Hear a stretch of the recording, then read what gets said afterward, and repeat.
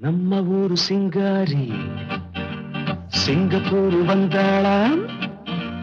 நம்ம ஊரு சிங்காரி சிங்கப்பூர் வந்தாளாம். பொட்டு வச்சு பூ முடிச்சு நின்றாளாம்.